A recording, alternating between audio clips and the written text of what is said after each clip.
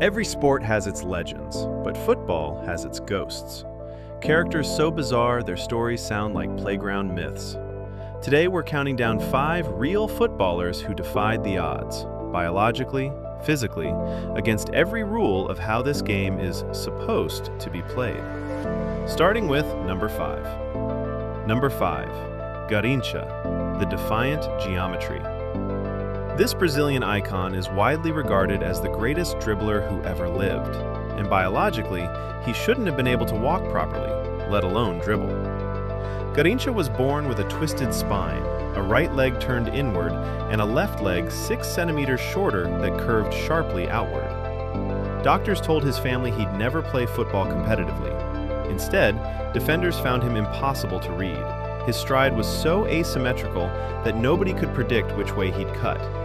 He won 2 World Cups with Brazil, on legs that medicine said shouldn't have worked at all. Number 4, Bert Trautmann, the superhuman fracture. During the 1956 FA Cup final, Manchester City goalkeeper Bert Trautmann dived into an attacker's boots and was knocked unconscious. With no substitutions allowed, he got back up and played the final 17 minutes, making crucial saves while visibly dazed, one hand pressed to his neck. It wasn't until an X-ray 5 days later that doctors found the truth. He'd finished a cup final with a broken neck, 5 vertebrae dislocated, 1 cracked clean in 2. Surviving that injury would be remarkable on its own. Playing elite football through it is something else entirely. Number 3, Roberto Carlos, the bio-engine. Roberto Carlos built his career on thighs with a reported 61-centimeter circumference, pure, dense power. That strength let him strike a football at speeds widely estimated around 135 kilometers per hour. Against France in 1997, he lined up a free kick from 35 meters, hit it with that brutal pace and spin, and watched it curve sideways out of the stadium before bending back on target. A real, measurable demonstration of the Magnus effect, the same aerodynamic force that curves a spinning ball through the air. Physicists studied that single kick for years afterward. It wasn't magic, it was raw power meeting real physics. Number 2, Sócrates, the anti-athlete. Sócrates didn't sign a professional contract until his mid-20s. He was busy finishing an actual medical degree. He smoked, he had little patience for rigorous fitness training, and he still became one of the most influential midfielders Brazil has ever produced.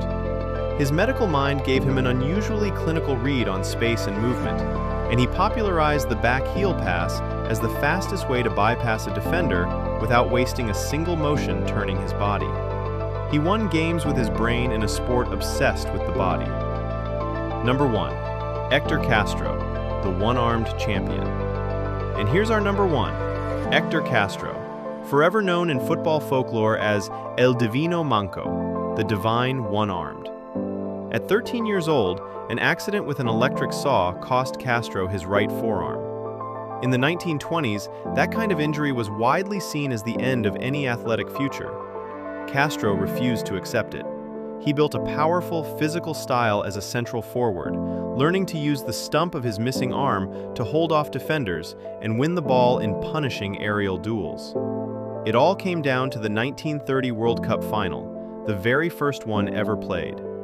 Uruguay led bitter rivals Argentina 3-2, with barely a minute left on the clock, and Argentina throwing everyone forward for an equalizer. A cross floated into the box. Castro read it perfectly, rose above the defense, and powered a header into the net. Final score, 4-2. Uruguay became the first world champions in football history, and Héctor Castro had scored the goal that sealed it, with one arm, on the biggest stage the sport had ever seen. 5 players, 5 reasons the rulebook didn't apply to them. From a boy who lost an arm to a saw and still scored a World Cup winning header, to a goalkeeper who played on with a broken neck, football's history isn't just built by the textbook talents, it's built by the anomalies. If you love stories like this, the strange, the resilient, the downright unbelievable, across sport, science, and the animal world, hit subscribe and stick around. I'll see you in the next one.